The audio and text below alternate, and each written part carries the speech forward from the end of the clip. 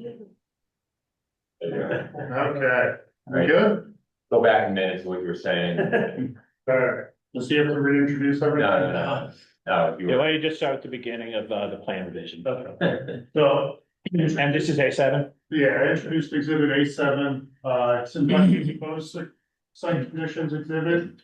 Last revised July 22nd, 2026.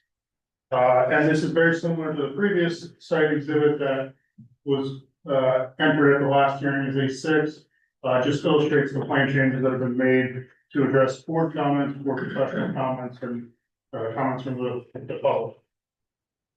So if we start with the single family residence side, property, which is on the eastern portion of the property. The board had asked, about that existing garage being removed. It is now shown as removed, in between where that existing single family residence that's being demolished and the existing single family, residence that we're proposing to remain. That existing garage has been removed. We're proposing what we're calling a 24.5 by 24.5 shed in lieu or to replace that garage. At the end of the reconfigured single family driveway, within the setback, so it would be compliant with setback requirements.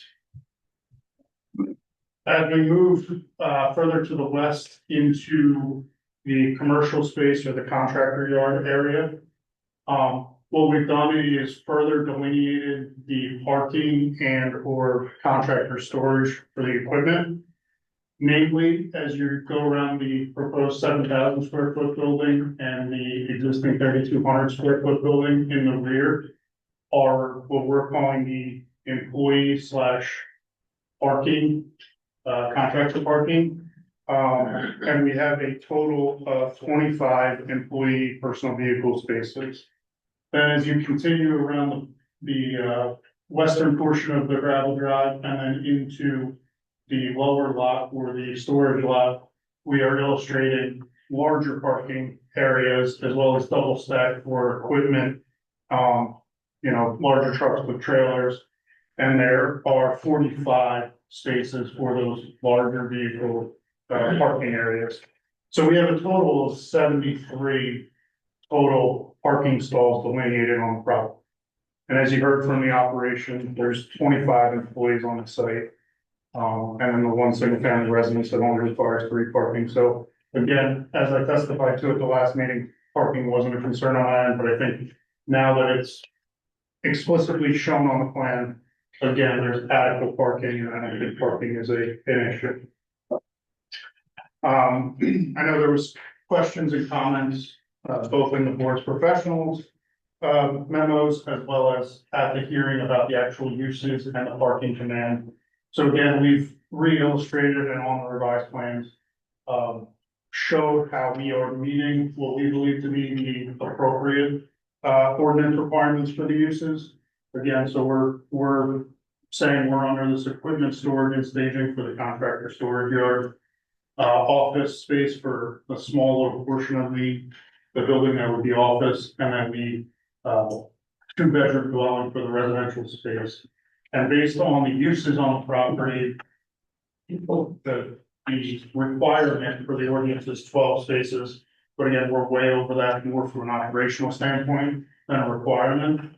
And then again, if we looked at this, going back to the question of if this is a repair garage versus what we believe it is a contract storage yard. The repair garage would require 45 spaces, so we're still exceeding that requirement based on what's provided. But again, we don't believe this is a repair garage, just showing that we meet that requirement if the board were to think that we are that use. Further to the west on the property, there was a wetland transition area that was previously disturbed. Again, we had testified to and agreed to restore that area. That's just explicitly shown now on the revised plans and on the exhibit. There was an existing shed in the back corner of that property that was over the property line, over the setback line. We're showing that to be relocated within the setbacks. So it's now in a compliant location. So from a high level, that's kind of the site plan changes that have occurred. And then if there's anything specific on the layout that anybody has questions to, I can run through it, otherwise I could, kind of move on. It's not explicitly shown on the exhibit, but within the plan set, there was, concern both from, I think, the board's professionals and the public on truck turning movements in and out of the property through the proposed building and circulating through. We illustrated, I think it was like 8 different movements of different trucks and trailers and how they will operate and maneuver through the property. And as shown on the plans that are provided, there's adequate circulation through the site, for the design vehicles and the anticipated vehicles on the property. And they would not encumber where we're showing the quote unquote parking areas beyond the gravel limits. So we believe we've satisfied the concerns on any circulation, but if there was anything specific that anybody wanted to go through,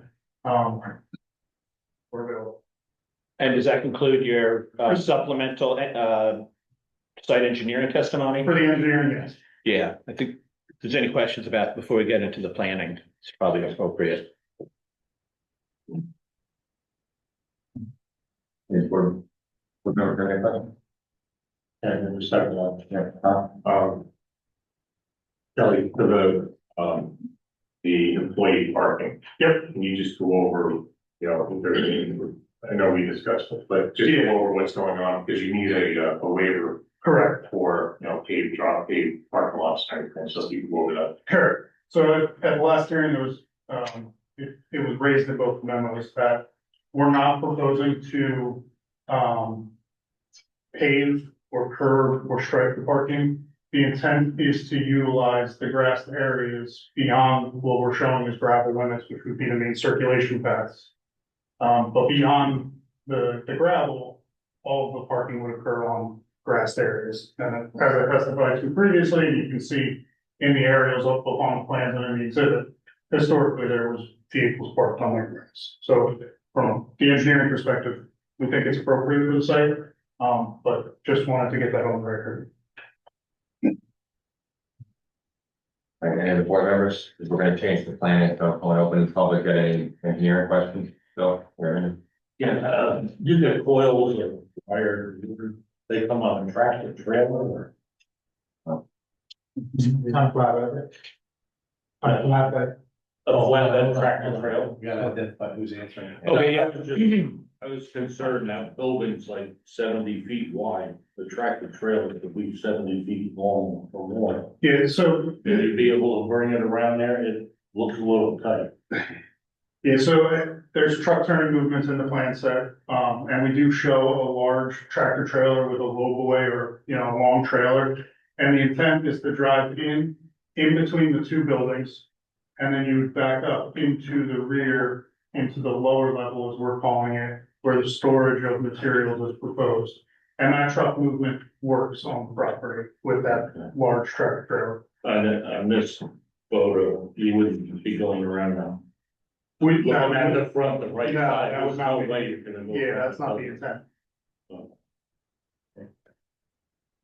Take question, open public comments, sorry, public questions for this witness.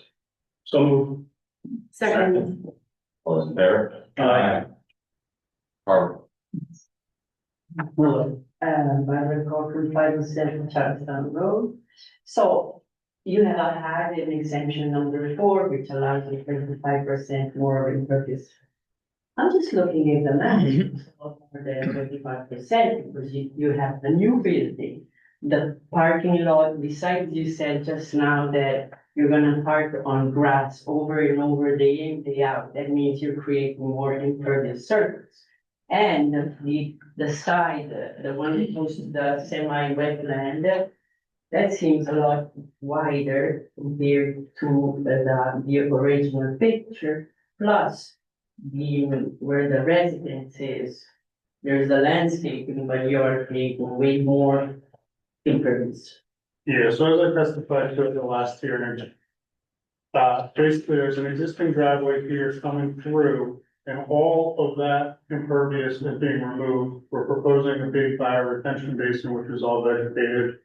And then there's existing gravel running through here and existing gravel running through here. So we're putting gravel on top of gravel, and then the new 7,000 square foot building, some of it is on gravel, some of it's on top of what is currently grass. And some of it is on top of what's currently gravel in the front. But then as we're getting rid of the house over here, and there's no change in the impervious over here. So as we do the accounting of quote unquote impervious, we're still under that threshold. Any other questions? Any motion to close? So move. Second. All those in favor? Aye.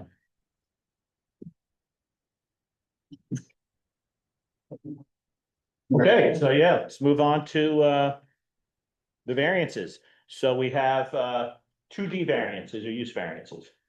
And you would apply them a DC standard approved, correct? That's correct.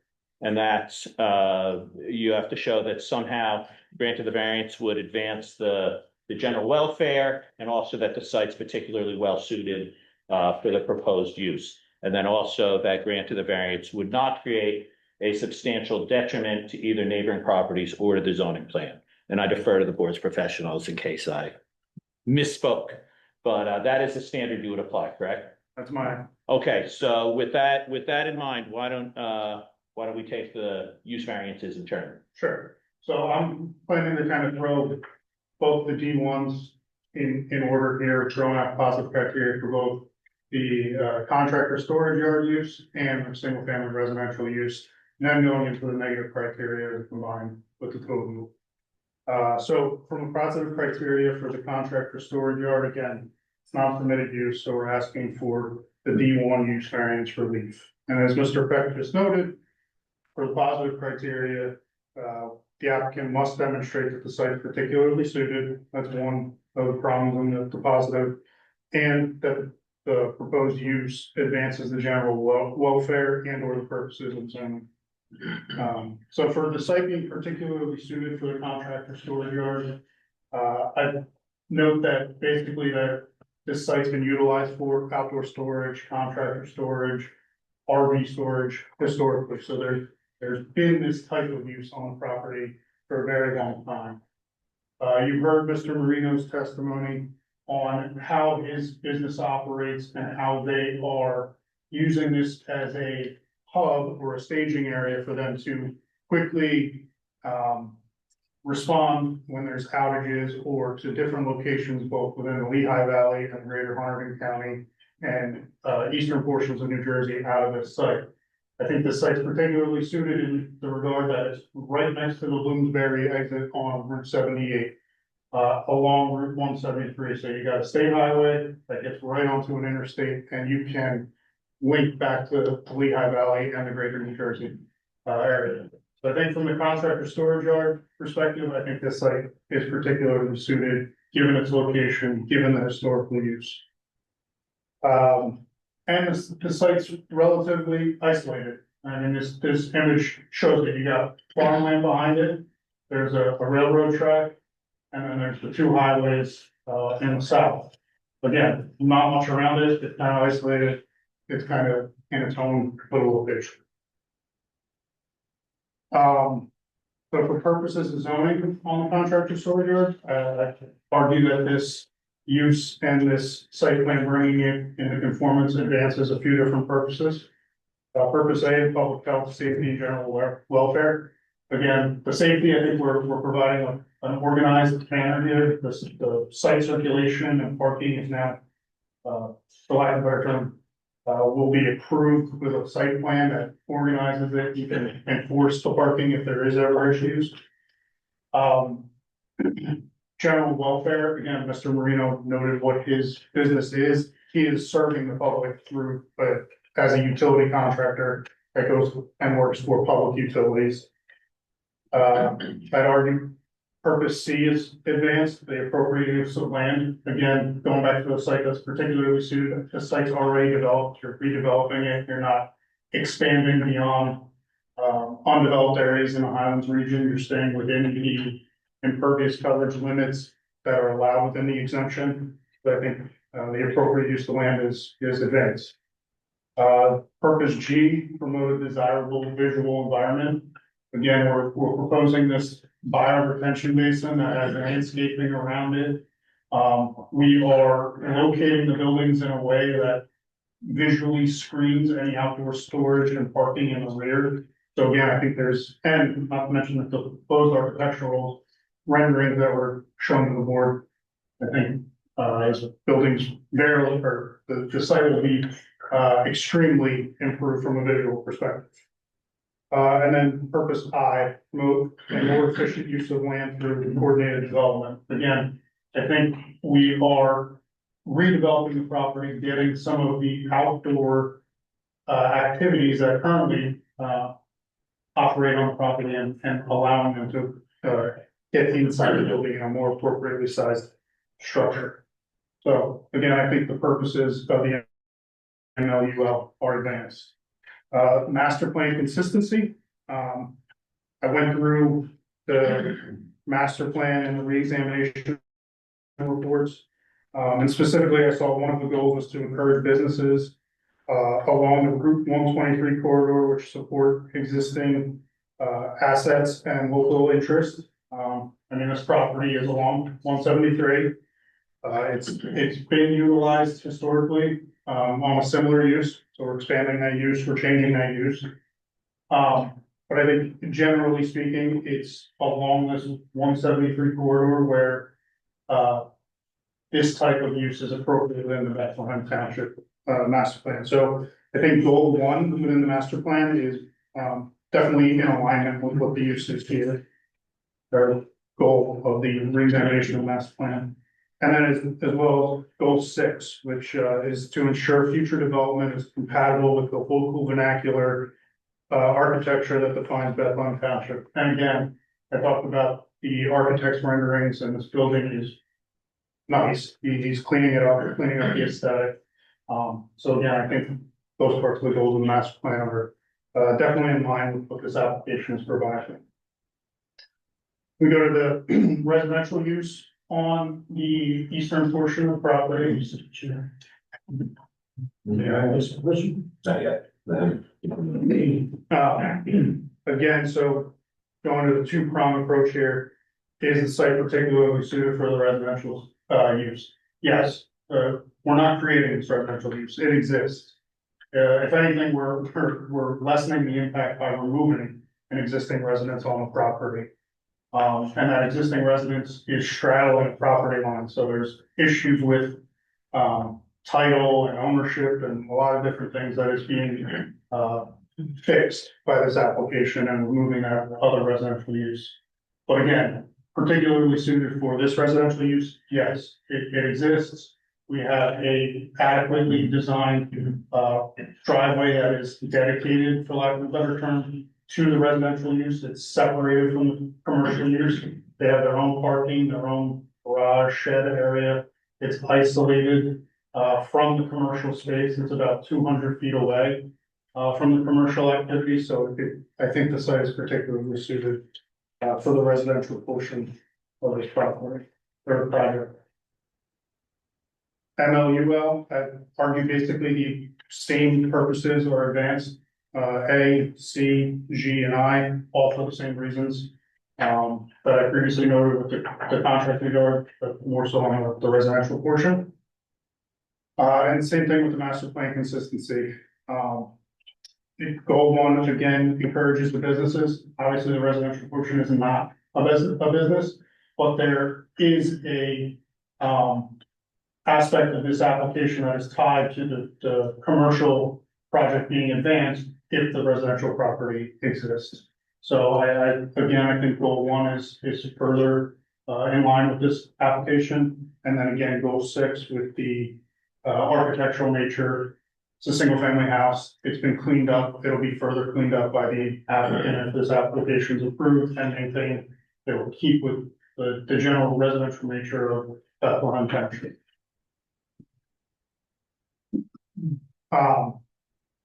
Just to kind of put it out there, there's also the use of what they call the better planning argument under the Medici, where you can kind of note the weights of things. So again, with the existing, residential, again, there was two residential properties that were, two residential structures, on the property today. We're removing it, or removing one, lessening it down to one. There's no site plan. We're proposing this change and then there will be a site plan, so things become enforceable. The existing condition is mixed use, and as I kind of alluded to, there was an existing opening that was serving both the residential portion and the commercial portion. This proposed application separates the uses. So you have a residential portion of the property and a commercial portion of the property. So I think from a planning perspective, this is the better planning alternative than what exists today. So for the negative criteria of the overall, for both of these, the project will not be a substantial detriment to the public good, and that it will not substantially impair the intent or purpose of the zoning plan. Again, for the public good, the site is well organized, and circulates well, so there's definitely no substantial detriment, in that regard. We're proposing stormwater management where it doesn't currently exist, to offset some of the changes. And again, we're still under any threshold of major stormwater development, so while we're not meeting the state's threshold, we're meeting the ordinance and we're still providing stormwater management. And then again, the visual impacts are being, improved from the current state by organizing and cleaning up, for lack of a better term, visually cleaning up the site. We're reducing some of the outdoor storage, moving some of it into the buildings.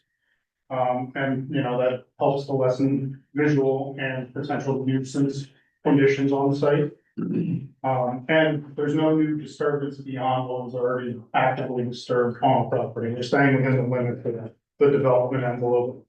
That was on the property. So I think from the negative criteria, there's definitely no substantial detriment to the public good. And then for the substantial impairment of the intent and purpose of the zone plan, while contractor storage yard and the single family residence are not permitted within the GC zone, the outdoor storage and the contractor's yard are permitted within the HC zone. And the HC zone, similar to the GC zone, kind of follows that Route 173 corridor. So it was certainly thought of, or at least in the mind of the township when they were writing the master plan and the zoning plan, that along this 173 corridor, there would be contractor storage uses along 173. And again, as we go back to particularly suited, I think this site, given its isolation, its proximity to the exits on 78, it makes sense for this use to be on this road. So there's definitely no substantial impairment to the intent and purpose of the zone. That's my D variance, that's the. So we have an existing nonconformity plus another bulk variance. So we have some C1 variances, right? These would be hardship variances because of the lot configuration. So we have the existing single family residence and the existing 3,200 square foot building. Both are in violation of the front yard setback. The structures exist. It's due to the particular unique characteristics of the property and specifically the locations of the structures in relation to the property line and setback, given the curve of Route 173 through the frontage of the property. For strict compliance, it would provide undue hardship.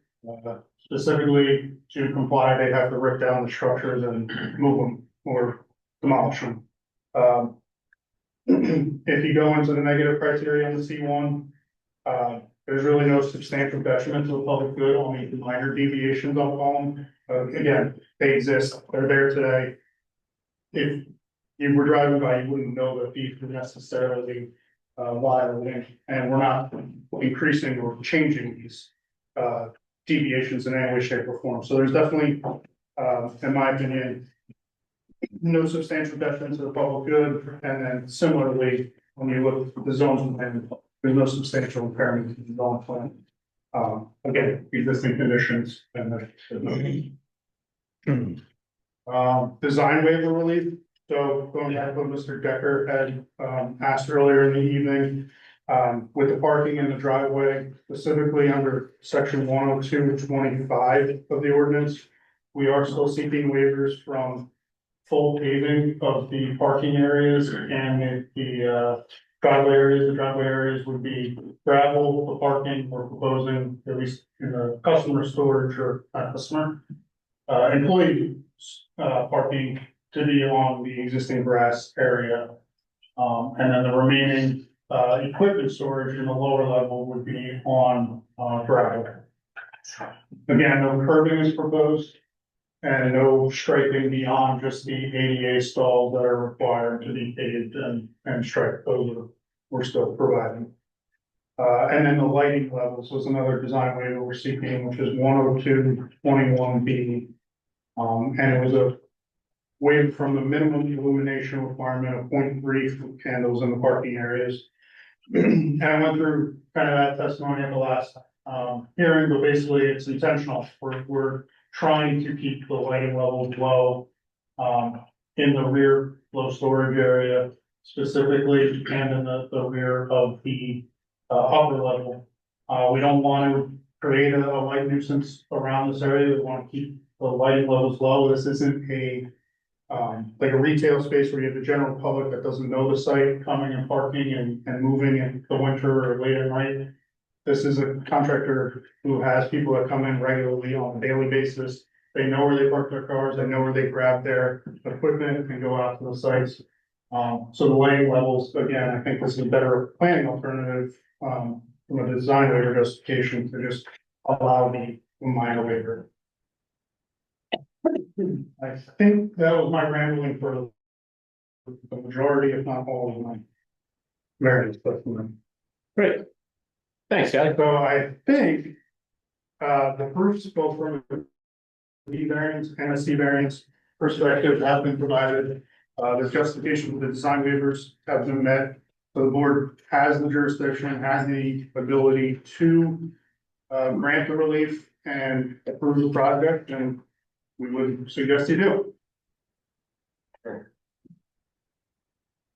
All right, we got some questions for that. Yeah, insofar as trucks, what kind of volumes are having today? And do you expect a major increase after you complete that second building? So I believe Mr. Marino kind of answered this while he was testifying, but I'll just try to summarize what I remember hearing from him. There is no increase in operations. What's there today as far as the number of employees, the in and out nature of them coming to the site, grabbing their truck and going out for the day, then coming back at the end of the day, parking the truck and coming back the next day. That is what's happening today. And unless I am told otherwise, I believe the deliveries all occur on like one day weekly, and that will not change. I would, the record will show that Mr. Marino testified one truck delivery a week. The flatbed truck. Yeah, the board member. Question, on page 3, number 8, on the July 15th, the whole listing of our sidewalk, different things that we identified during, the sidewalk. And I appreciate with the tanks, even the years and the permits and whatnot, the tanks getting removed. We did mention under the raw materials, stockpiles that were in the back behind, looked like a chimney or another, something had been there that was brought down, it's in the concrete or foundation and whatnot. And I believe I brought it up about any tank or anything. And I believe, it was gonna be looked at that if there was anything else under that ground there. Was that ever looked at? My office, we didn't send anybody else out there to look under the ground. What were those materials? I don't know if you sprayed them in, if he has an answer to that, Mr. Marino. But in the back, we said about the bricks, Demolition the debris. demolition, and there was an actual, about this high, a piece of a chimney and other things that were there, perhaps a structure, I don't know. But was that ever, we're gonna take a look at that to see what the materials were in there. Yeah, so again, And I can't answer necessarily for him, but from our office, nothing has been done since that sidewalk. Yeah, we can't say for sure. It sounds like it's like construction debris and stuff like that, but. I mean, I would ask that if the board were so inclined to approve this application, that a condition could be imposed that. This material be looked at, removed, tested, let's certify there's nothing hot in there, anything like that. Under the ground. Yeah. So I think, right, let's everybody be sure of what's there. So I would suggest and request that be a condition. Thank you. Thank you. I got two questions. And I don't know if this was answered somewhere, maybe I just missed it, but the storage area, the material storage, has that been defined exactly what materials will be stored there? Again, Mr. Marino's original testimony talked to the types of materials that come to the site. But he's a utility contractor, electrical utility contractor, so it's some wire, it's some conduit, I don't know if there's anything else. Did you, Mike, retest it? Okay. I was just saying, right, he's been sworn in, he testified. Bring it up by. No, I know, that's what I was asking you, if you wanted to come up and give testimony. Okay. Why don't you just come up and just, Then state. on the record, State your name again. Michael Marino, one of the members, owners of the Thank you. conduit and wires. That's what we started on. That's in the area off to the side? Correct, down below. Yeah, so we're dedicated, we're showing if you look at the plan view, the left-hand side of that lower level would be dedicated to outdoor storage for those materials. And then the equipment and trucks would be parked on the opposite side of that. Okay, thank you. And then just out of curiosity, when we do have these events, these storms and people from all over the country, they come. Would that facility ever be used as a staging ground for emergency vehicles and that? Has that happened, where because you do the power outages and things and you're sent a whole region and you've gone pretty far out. They, the power companies will set staging areas, but they won't use my staging area. Like they'll contact Bethlehem Township and ask them, hey, we have a park available for this reason, like on sand and things like that. And then my last question is actually for you. The employee parking area in the back, you mentioned specifically that that's not going to be paved. Can you just tell me specifically why? Yeah, so it actually goes to your question about the impervious coverage. It's to basically balance the island's requirements. And the site has had parking on the grass historically going back to even before the '70s with RVs and other heavy machinery. So knowing that some of these will be passenger vehicles on the grass, we're not concerned that the grass can't handle it in this area. He's operating the facility. He has his employees. They know how to get in and out. During weather events, they're maintaining the property, so they will be able to clear it out and flag the areas that need to be opened or cleared of snow to allow the employees to park. But again, we're not proposing paving or impervious coverage because we have limitations within the Highlands. So if it were paved, it would exceed the impervious coverage. If the entire portion of, yes, it likely would go over the 125% exemption numbers. Okay, thank you. With regards to the parking, and I understand, you want to put gravel there. It would not classify as impervious, but would you consider putting in grass? They have stabilizing, Something like the plastic grids. the plastic grids, just to prevent erosion and rutting and so forth in those areas. Yeah, just ask my client, that's perfectly okay, as long as it doesn't add to the impervious, it adds that structural support. We can certainly add that into the grass area in the back. If that helps alleviate- What's that? It would make plowing easier too. Yeah. Keep it a lot more firm. But the grids are plastic, so you can't really hit it with class per se, but you get soil in it, grass.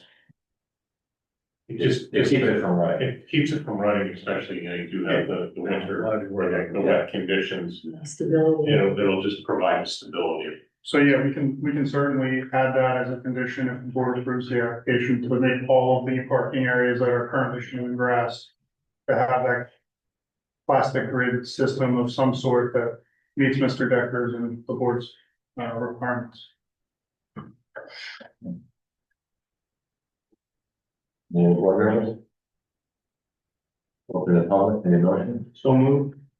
Second. All those in favor? Aye. All right, questions for the planning phase? The planning phase, we'll still have one more time for general questions. Okay, I don't actually, I'm just going by what he said, so.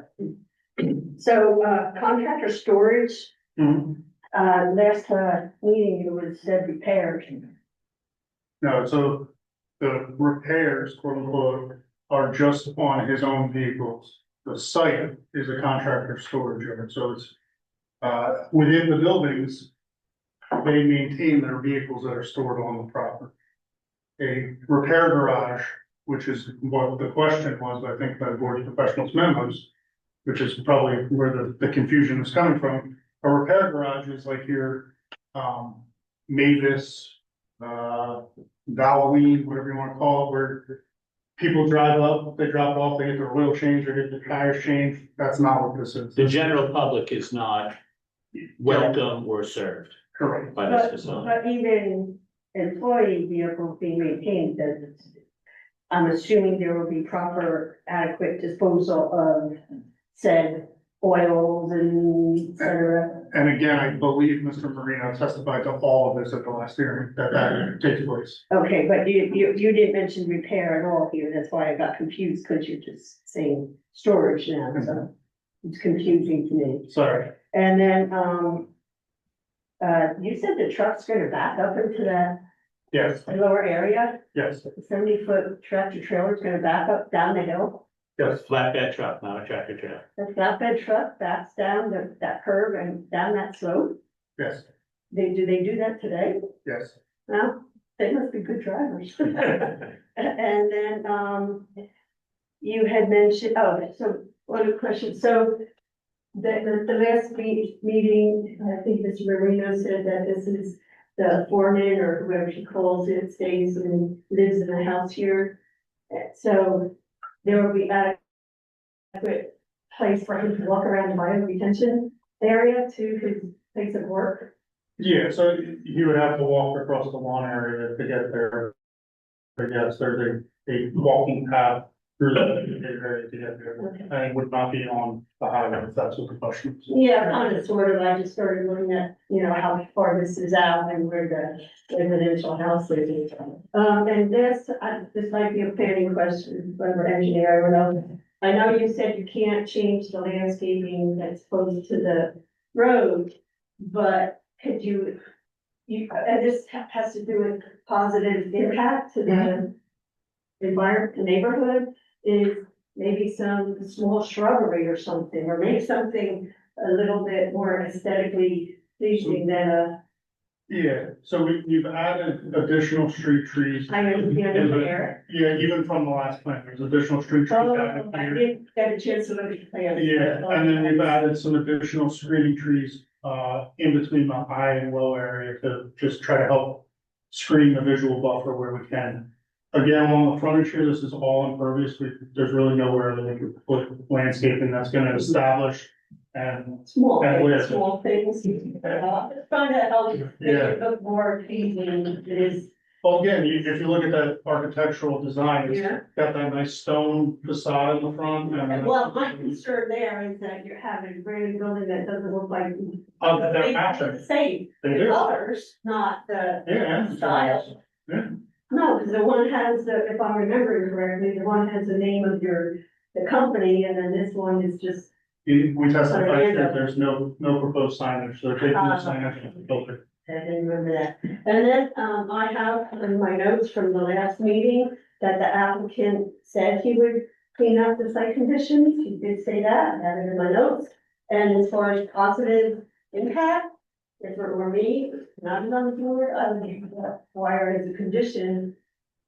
Then cleaning up, I have pictures of broken down trailers and who knows what, not even just construction debris, like it's a lot of stuff down there. And I think that would be very positive impact as a condition, so. Suzanne, I know, speak, my God. ask some I questions. know, I'm You sorry. can make comments at the end. No, you can make run out of mission stuff. I'm getting a little carried away here. And as far as the, you mentioned the oil tank being removed, did he know his testimony now? You gave us information on it with the permits and everything and the inspections. So how many oil tanks are there? I believe what was filed is they had a permit to remove 1,000-gallon underground storage. So one. That's what we had filed, or that's what we have records of being removed. Okay. Thank you. Carl? So you're having 2D variances for both driveways. Now, the D variances are for the use. So For the use. contractor storage yard and single family residence. And the driveways are just C variance for the setback? The driveways are compliant. The only part of the driveway that we're seeking relief from is the material of the driveways.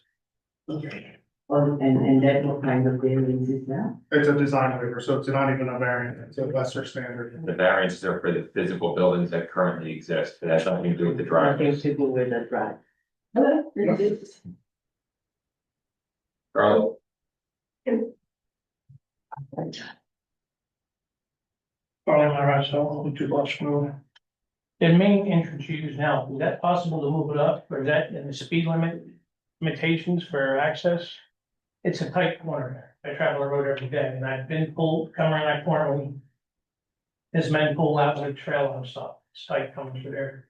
And the other question I have is, the existing driveway going down to the back storage yard, that's in the state right away. You're planning on using that yet? Alright, so I'll take it step by step here. So when you say, can we move the driveway up, I think you gotta give me a little bit more, The main entrance you use now, can you move it more east? more east, so you're saying further to like. The east. The east. Yeah. Could we, potentially, but we would have to go to DOT and get a road access permit to, have them look at that opening. Right. The current opening provides the adequate site distance that's required for the use and the speed limit of the road. And we believe it provides for safe circulation in and out of the property. So it's not a proposal to relocate.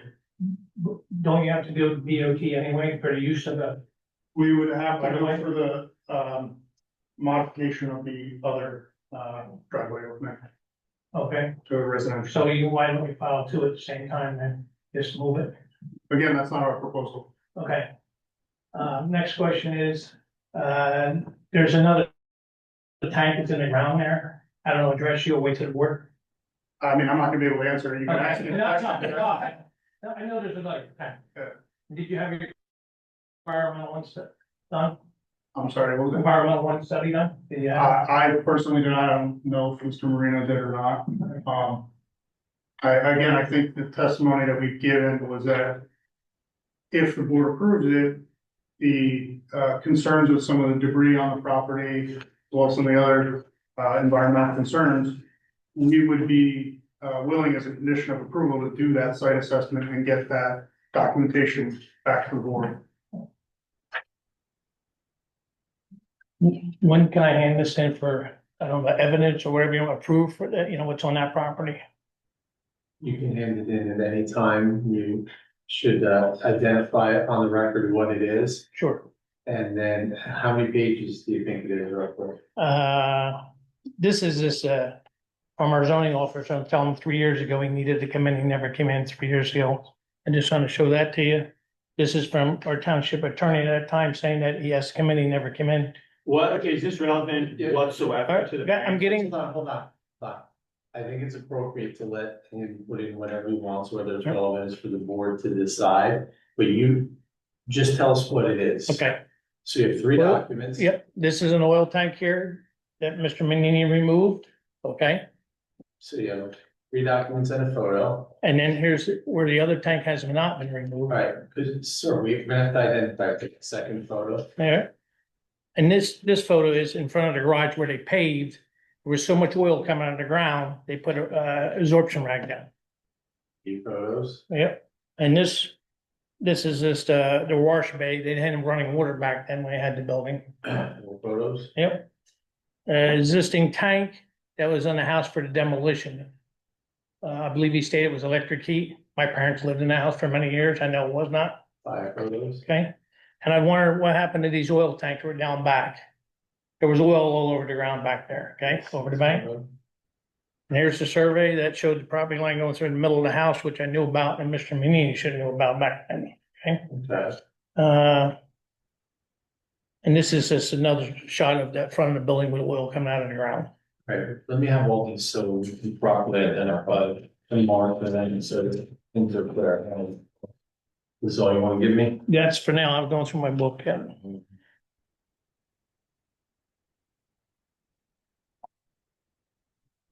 Mr. Decker, where's the line? Hold on a second, hold on a second.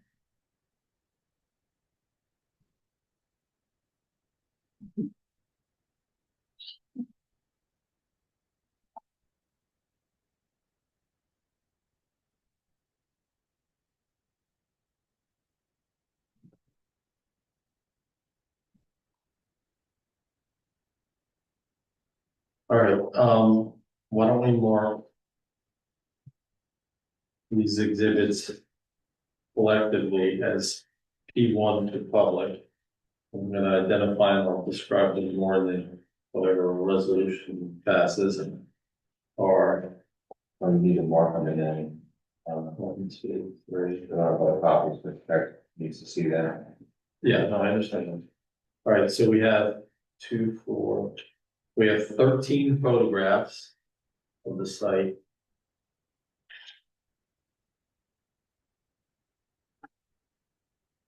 Who took these photos? Fry Engineering did the environmental one and study. All right, and we have, mark is P2, a July 7, 2023 letter from the zoning officer to EM Realty. Mark is P3. Right. That's just a survey of the house. Or P3 is what I'm gonna call part of a survey with incomplete information to identify with certainty exactly what we're talking about. P4 is a January 12, 23 letter from Osterman Law LLC. That was my attorney. Hold on. To the mayor and the township committee. And P5 is a January 29, 2021 letter from Benbrook and Benbrook attorneys to ADS Environmental. So they're all marked and the board will give it whatever weight it decides to give. Thank you. Okay. Can I ask my question now? Yeah. Mr. Decker, First of all, we have planning questions first. Let's get this done. well, this is related to the planning question, I figured. Now, where's the cutoff for the stormwater management? When you say we're covered, For the state of New Jersey stormwater management, well, you say you're underneath that, so what is the cutoff? you're asking what the definition of major stormwater development is? For the state of New Jersey? It's an acre of disturbance or a quarter acre of new impervious. Depending on the timing of the rules, there's also now the reconstruction of a quarter acre of impervious. And so what are you at? And so you're telling me quarter acre? So, yeah, we're under an acre of disturbance. And we're well under a quarter acre of new impervious, and we're under a quarter acre of reconstruction of impervious area. All right. All right, thank you. Yeah. Sorry, I have one more question. For the Highlands exemption for reconstruction, could you tell me what's being reconstructed? it's a terminology on the exemption. So it's basically what you have that legally exists as far as impervious coverage is the way they treat it. You can basically eliminate everything and build up to 1.25 of what that impervious coverage was on the site. And meet the exemption. Obviously, there's other things that it involve, but that's the general idea. So we have, I don't know if the number is off the top of my head, but say we have 100 square feet of impervious on the property. We can go to 125 square feet of impervious in the proposed condition.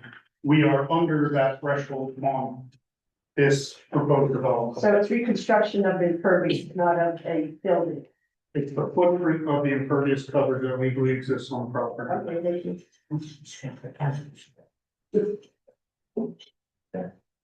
Great. Any other public questions? Anybody on Zoom have questions? Okay. Make a motion to close the public. So move. All in favor? Right, Mr. Peck? I believe that concludes our direct case. I have questions. 4 variances, 2B and 2C, that's it? If you, correct, Okay. unless the board has identified any others in the interim, but that's our understanding. Originally, Mr. Decker identified. There were a few more, but I think they got resolved through the. Yeah, I guess just to Yeah. clarify. So I think in the original memos, there were questions over the use and the parking requirements.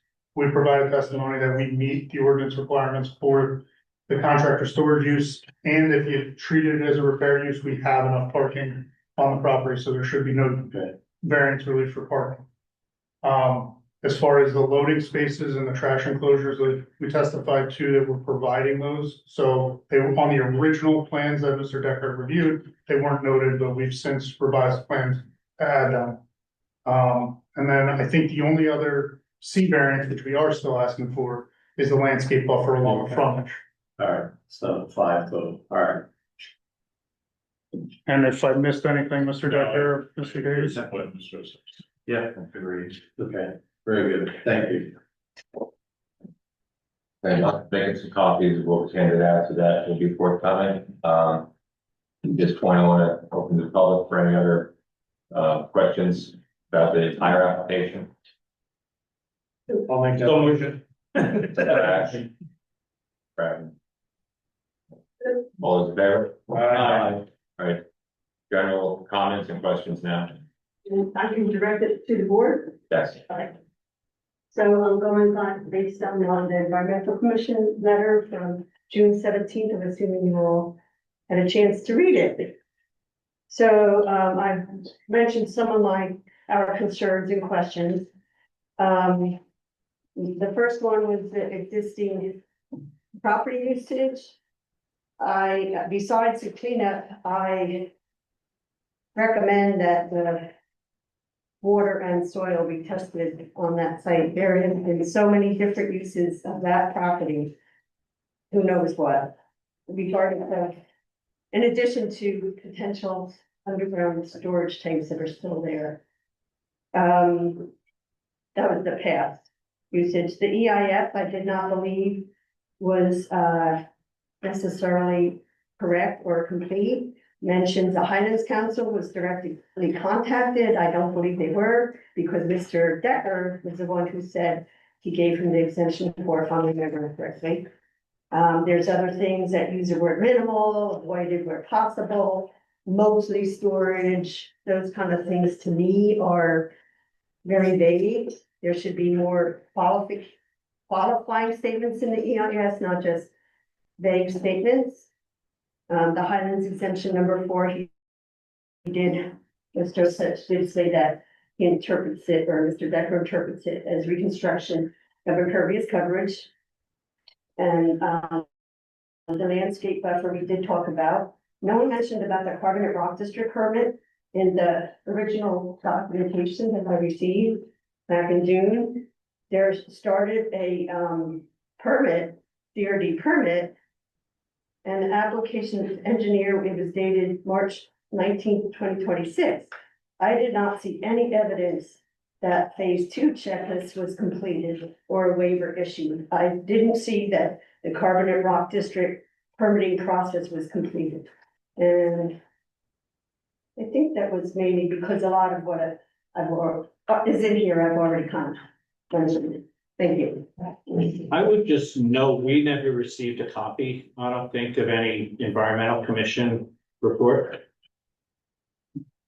Okay, Just for what it's worth. yeah, I think it would be appropriate for you to have that. Yeah. Sure. Any other public comments, questions?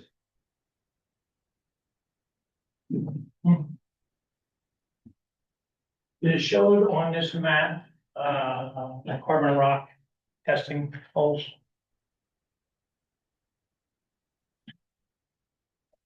Sorry, Carbon rock testing holes, it show on this site plan? no, we had.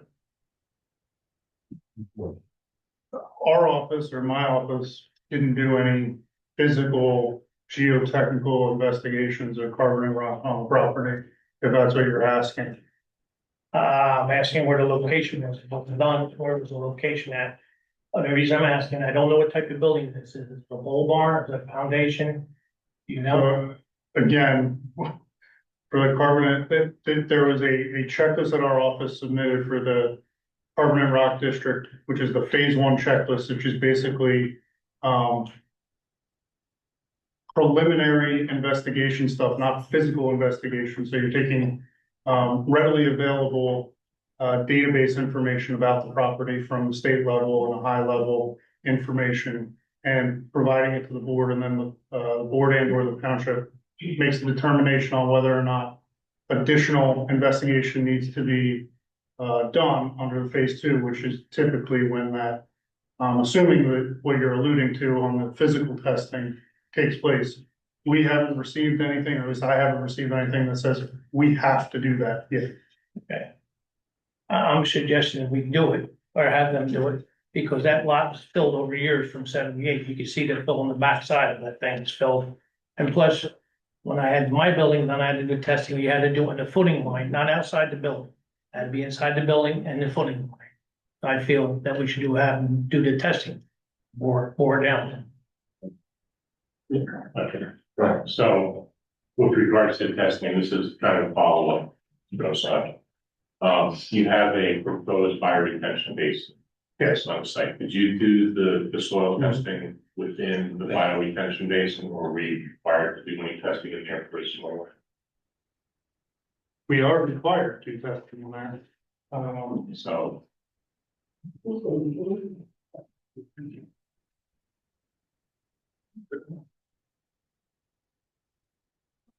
Yes, we did do some soil logs on the you property. did do some soil logs. Yes, Some of your soil logs, is there any evidence of forester and landscape conditions?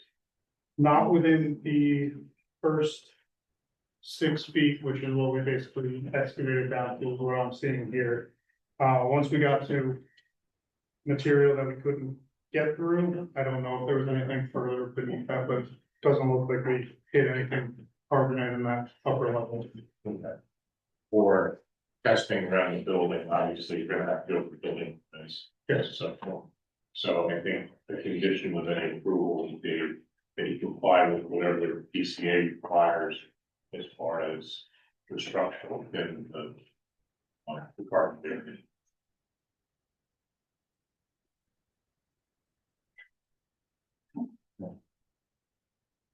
Why would they ask? Why would the building department ask for them to test it? They don't know nothing. When you just mentioned that you constructed a building and you had to do testing. Yep. Who required testing? Township. I was the first one on the board. Was it planning or board? Yeah, the board. I wouldn't spend all that money for nothing. I had to get down 24 feet. I'm only going in the ground 4 feet. Yeah, still be a condition that they Satisfied. satisfy that. So they would do the test work and then write a Yeah, report. that would be a condition of the. report. That's another one. Right, That's it, I don't know.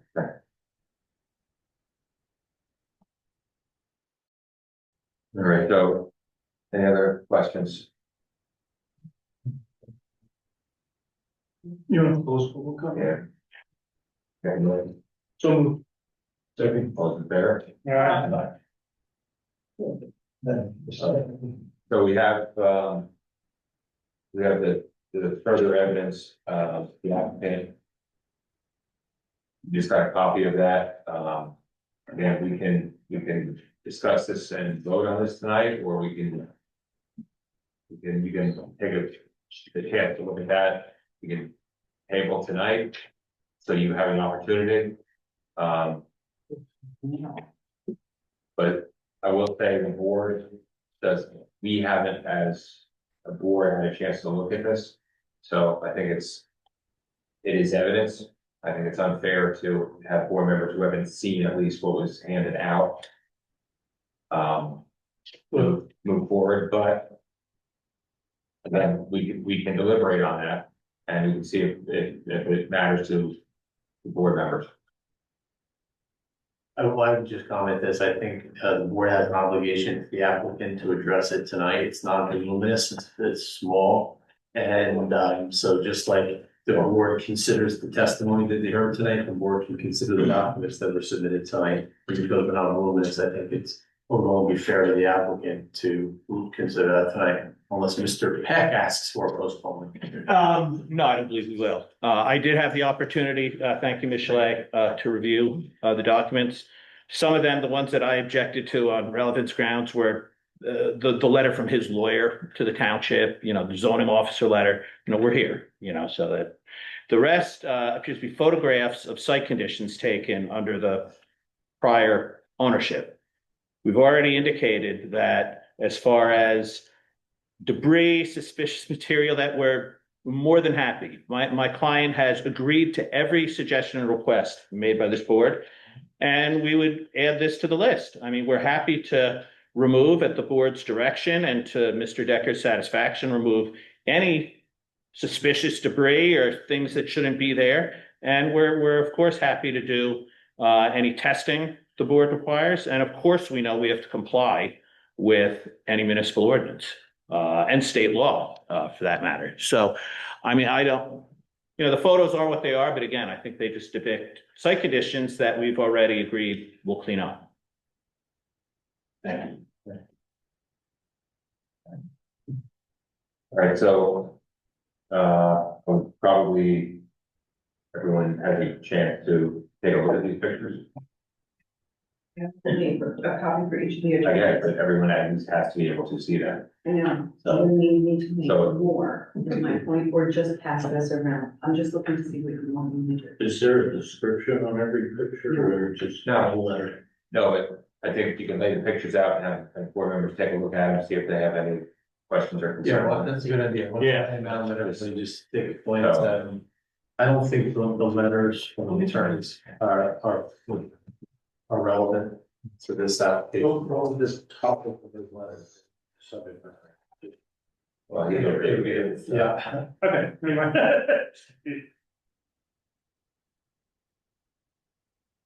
All right, all the board members just to take a quick walk over there, take a look, and I've seen it.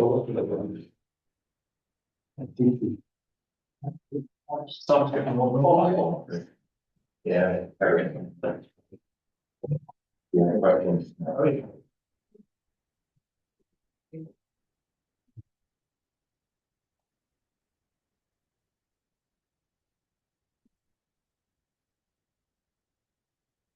I'm going along with that.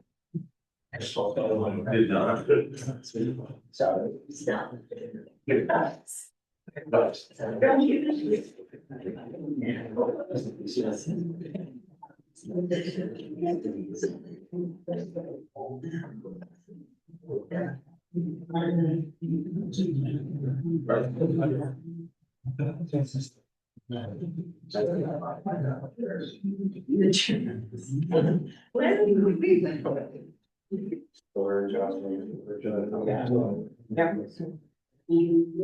And I owe you as for. You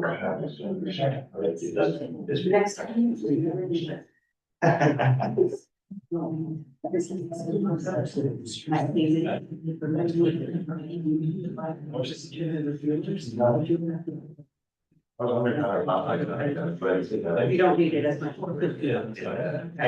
This is. That's really. What's still being recorded, right? Yes. Yes. It's all.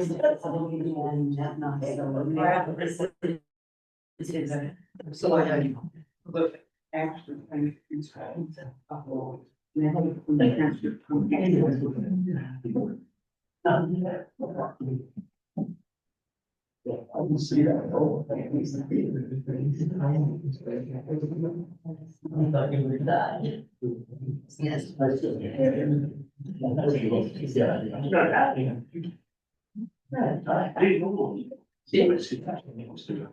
I know, right?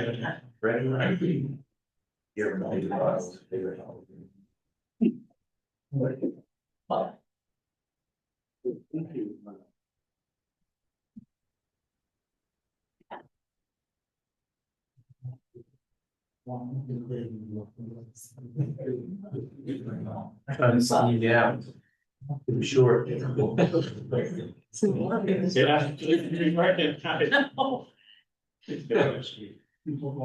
Your person before you did your part.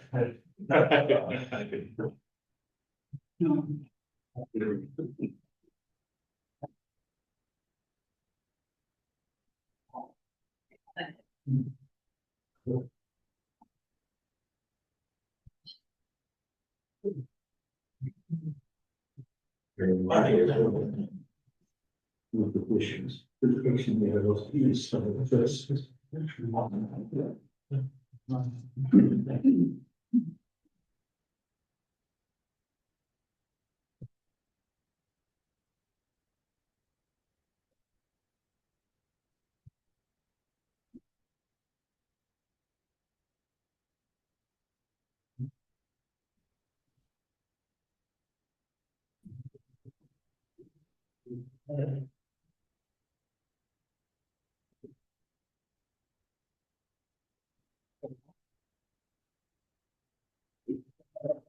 Oh.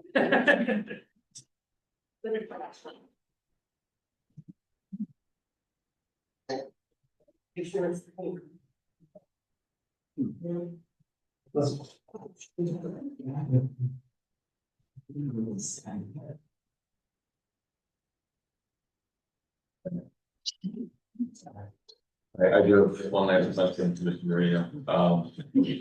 So you have. So in that lower lot, you have two, the fuel tanks for refilling. You said one was gonna be decommissioned and removed, the other one will be will be used. Correct. Okay. What is your plan for keeping that area, if somebody overflows diesel fuel?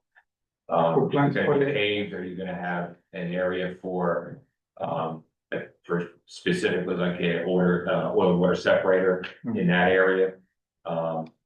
When one of your guys in the middle of the night arbitrarily, it sticks on, it starts overflowing, what's gonna catch? That's in your lower part. My plan was to have Mr. For such a design, they make them out of concrete with big, like 18, I think they go up 18 inches on each side in case there was ever something to spill. Okay. Hmm. Or something like that, just With, again, baller, with baller.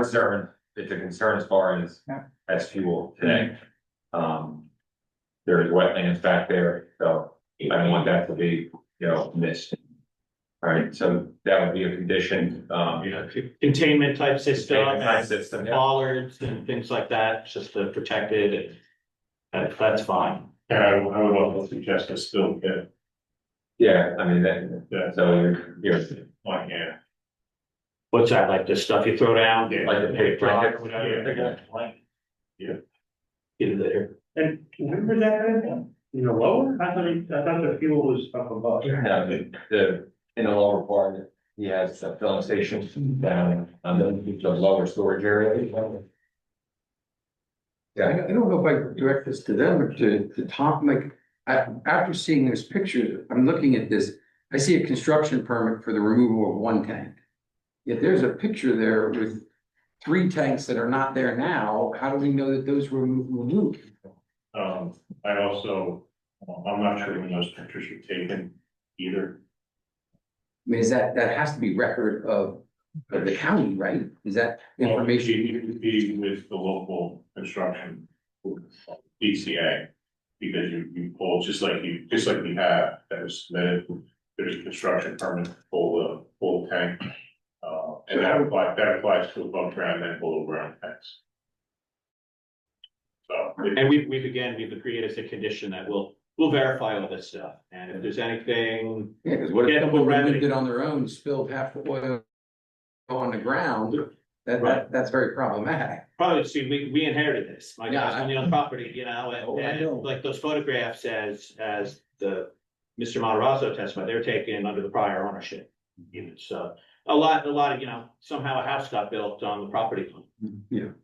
You know, so we're just trying to clean everything up, but again, we're happy to accept as conditions, you know, that we police the site and The soil testing.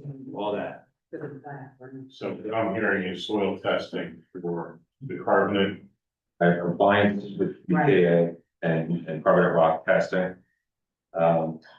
Demolition, condition for demolition debris removal. This is where, you know, what the limitations of what testing would be. It is a large property and, you know, we're not looking to do drillings every 10 feet. What is a realistic? Around that debris, I would suggest that was, Certainly where we those had tanks asked, were. because So there we was could- a chimney, there's an intact part of a chimney was back there. Around that to see if there was a structure that did have some sort of tank or something, I don't know. And certainly where those tanks were, to make sure that. has to Yeah, be so- tested. And I have a question for Mr. Mazzarano back there. I have a possible suggestion, for a suggested condition that we hire an environmental professional who has experience with reviewing sites like this, who would then determine what would be appropriate on the property to do. I guess there's people, Mr. Decker might know better than me, but there's people who do this sort of thing. Yeah, if you got an LSRP, typically does this type of work, because they're basically an LSRP is the. Already on that, yes. So that also, if people went out there and saw the half a chimney, they would roughly know that like there's no need to further investigate or. Well, what they might see is the chimney may not be the concern. It's It's what was the chimney associated with? Exactly. Was it an old building that had an oil tank with it? And is there, you know, is there value in testing that area? You know, the chimney itself probably isn't a concern. Right. Or that concrete. Okay. Yeah, it sounds like the LSRP could cover pretty much everything that you're concerned about. And then I just have a question for you, Mr. and, Mazzarano, in the back. If you could just come up, those photos there, Yes, I mean, we're assuming sometime in the past, and then, when were they taken? 2021, I believe it was. Just before Mr. McNeely bought it. And that other tank's not an oil tank, it's a gasoline tank. That's, The underground one? yes, it's underground, and it's huge. So That tank is covered over with concrete at this time. It's between the house and the garage that they gotta remove.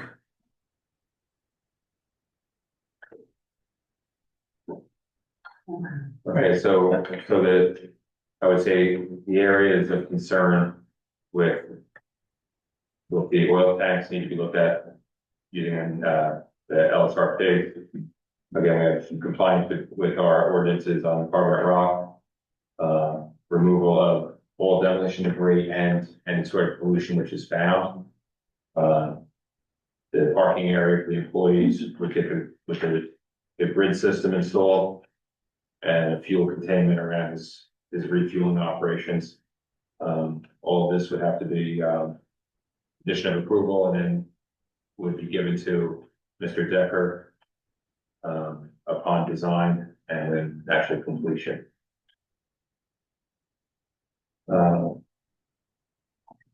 So those are, and then as far as the design waivers, we have the paving of the parking lot, keeping it gravel, or limiting the striping to only the handicap accessible, and we are minimizing the lighting for design waivers. Are those three of them? Three members? We have four, yeah, well, correct, yes. Along with variances. We have this front yard setback for the existing building in the house, and then the two D1 variances. Right. I know that's. Everyone's here. Let's get over.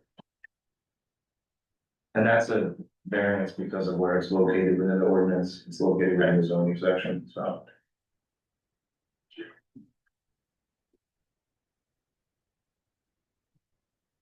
And as far as outside agencies, you would need a TOT. By way. For conservation. District approval.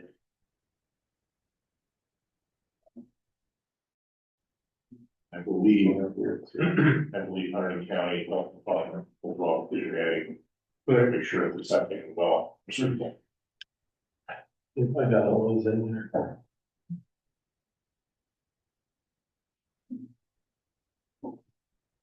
Oh, I do have another question.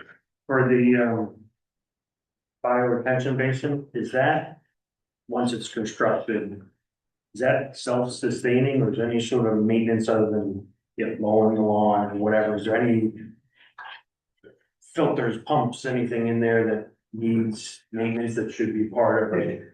There's no filters or pumps, but, the state has BMP guidelines for the different types of, best management practices, BMPs, bioretention being one of them. And within that, there's O&M manuals specifically written for bioretention basins. So beyond just mowing, which for a bioretention basin, you don't really do because it's like rain gardening flowers and specific soil mixes. That stuff has to be maintained and it needs to operate in perpetuity as long as it's acting as a bioretention basin. So that's all written into this O&M manual that Mr. Decker, as a township engineer, has to review and approve. And I can add that they are also required on an annual basis to submit a maintenance report. That's what I was kind of getting at. Is proof that they're doing what they're supposed to do. Is there a minimum depth of like pervious surface that needs to be required for that bioretention? Because I think they testified that they got down 6 feet and it was south. So, Mr. Such wants to get into the nitty gritty. Yeah, I wasn't planning on it, but, so the bioretention basins, there's, the state has two different, soil media thicknesses that they call them. There's either 18 inches thick or, 24 inches thick. I don't know exactly what we're proposing, but it's either 18 inches or 24 inches. I'd have to take the plans now.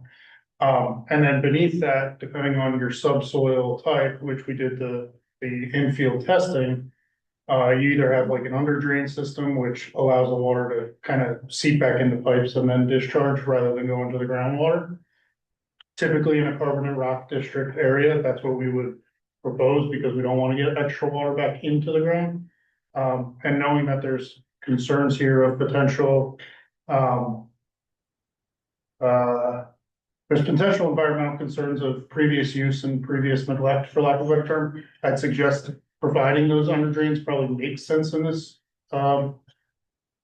instance. So as long as Mr. Decker's okay with that, I would say that would probably be the route we would go if it's not already designed that way. I would say any approval would be conditioned on our review and approval of their stormwater management design. And I believe Mr. Such is right, it's 18 inches or 24, and I believe the 24 is if you have an under drain because of the additional treatment before the under drain Whereas the 18 inches, if you're going into the soil, you have, you're infiltrating.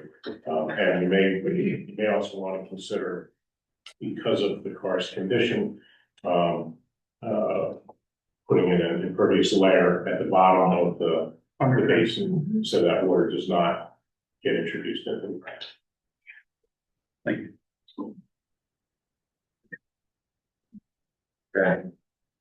All right, I need a motion made to approve lot 21, lot 1, application 2026-03 for the Amarillo with conditions as described. I'll make that motion. Second. Motion made and seconded. Any further discussion with the board? All right. I'm not calling every one of you, so you know it. Who's gonna start? Brad. Hey, can I go first? So obviously we don't know, we discussed the environmental, we're gonna get the LFRP, and as a condition, and I think that's good, that will clear a lot of the concerns. As far as the positives and negatives, I think, they did a good job of explaining that this is a commercial site, it's always been a storage site. It's had cars, trailers, other things on it. They're reducing the number of residential units by 50%. They're reclaiming some impervious to make pervious, so they're still meeting that 125%. I like the pictures of the buildings. They seem to match to me. There's no big lighted signs or anything like that on the building. They're really not changing much, in my opinion, other than adding that building, but also improving it with the bioretention basin, moving the house that's on the property line, removing the one dilapidating garage and replacing it with a new shed. They're clearing up all the parking areas. As they mentioned, it's a much more organized site plan now. They're gonna repair some of the wetlands intrusion. So in my opinion, I think they've done a good job at meeting all the positive and negative criteria. I don't see any negative to this. It's very close to 78. This is probably the best lot in Bethlehem Township to do anything like this, because it is so close to 78 based on what their business is. I would imagine they're only gonna drive up 173 if Route 78 is closed, so that maybe every other day, 78 or something accidents, but if it's close to 78, I think, I'm happy with their presentation. I think they explained all the positive and negatives to my satisfaction. Right. I gotta follow Brad. No, I agree actually with everything Brad said. I think, when we think about the property, it's particularly suited for a lot of the purposes that they laid out. I think that, as Brad said, they did a nice job in laying out positive criteria, the lack of negative, issues. And I think when we combine that with all of the conditions that we're laying on, I think it makes me more comfortable moving forward. Same thing. As long as those things can be answered and kind of put to rest, I think this presentation is great. I commend them. If you can help us not lose power as much, that would be. Love you for that. Yeah. That'd be great. I think that it's certainly something that is beneficial to our community.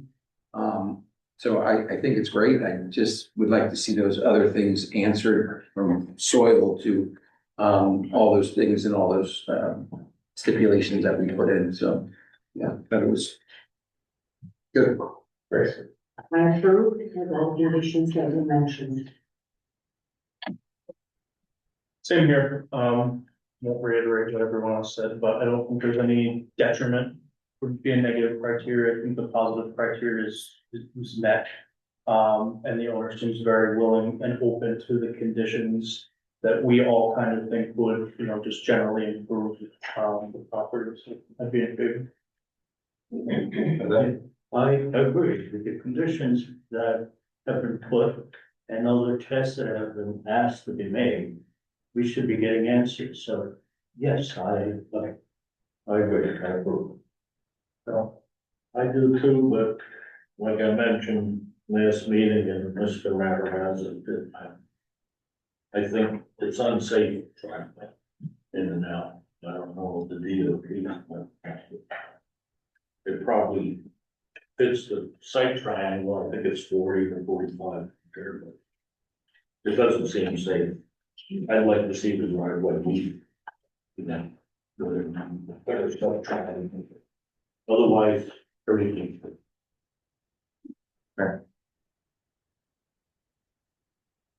So overall with me, I appreciate all the detail that you put into it and hired individuals that got some answers for you and are willing to work.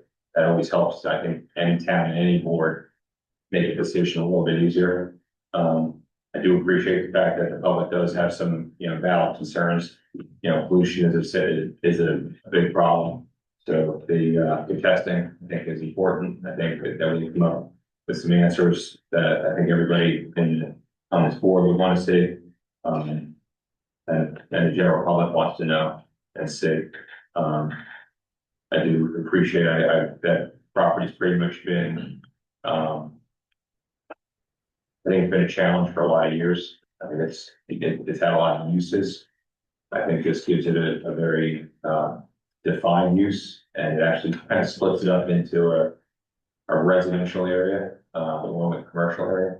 So I think that, the bioretention basin, I think actually works on separating it well. I do appreciate the fact of working with all the board and all professionals in making this better. So I don't see a whole lot of negative on this application. I can understand the driveway concern.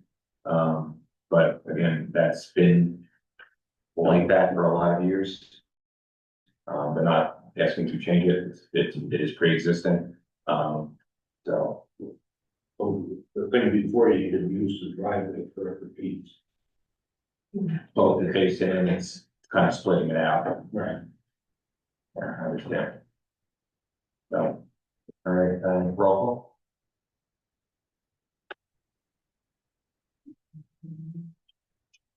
Paul was abstained, right? call. All the same. Jose Reyes, Yes. Ken Shalay, Yes. Grace Ann Kelly, Yes. Philip Bellin, Yes. Ryan Messinger, Yes. Brad Nelson, Yes. Steve DiLorenzo, Yes. Daniel McMahon, Yes. Daniel.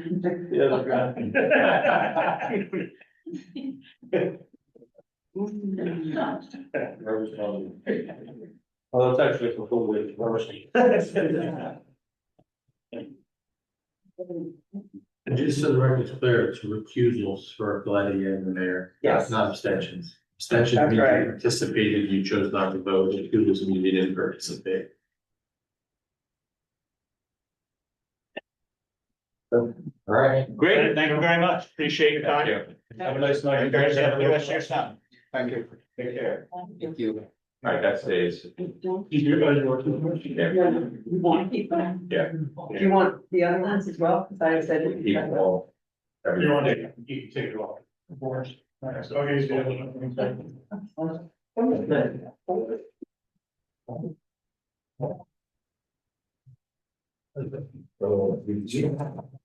Yeah. I know.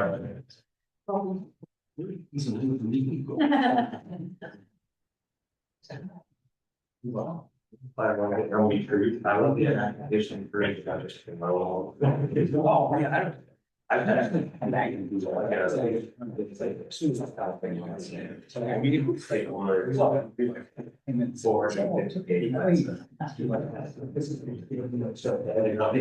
Forward. Why is that actually? That should be this pay.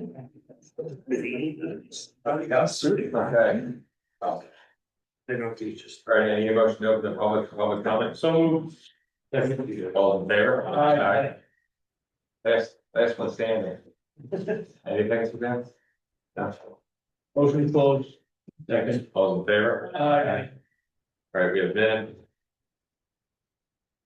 The 22nd meeting minutes. One correction, I was at that meeting and Yes. Yes. I was absent too. Oh, that was, you should have believed it. And I just not. I didn't. Cause I asked two questions too in extension.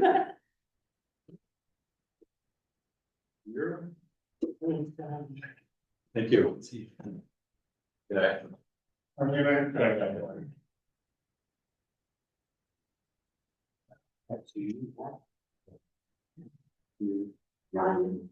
You listened to Philip, right? Just, I didn't say it. I thought it was just Jeff.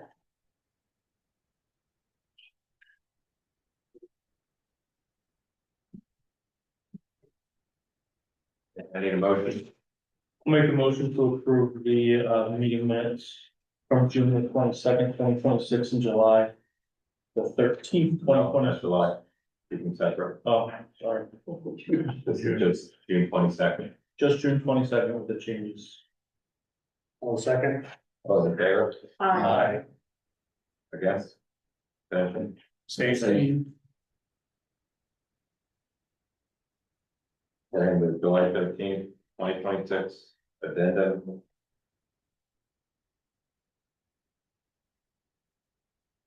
What was, oh, I think that was real long.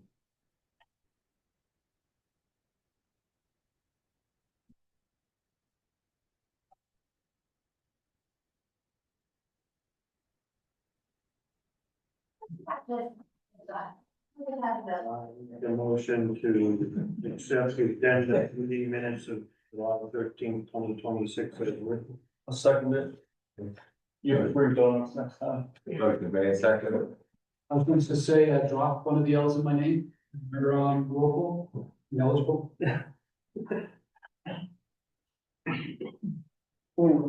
Okay. Actually, members present, that's all, just noticed that.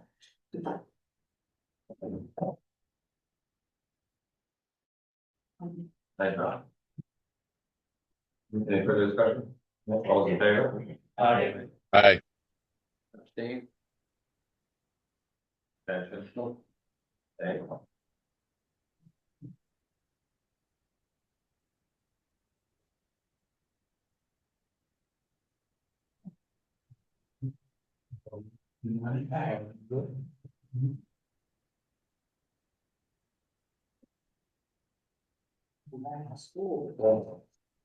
Back to the report, Mr. Mayor.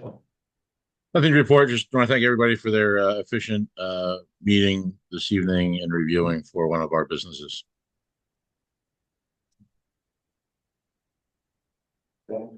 Jeff, any board members have anything?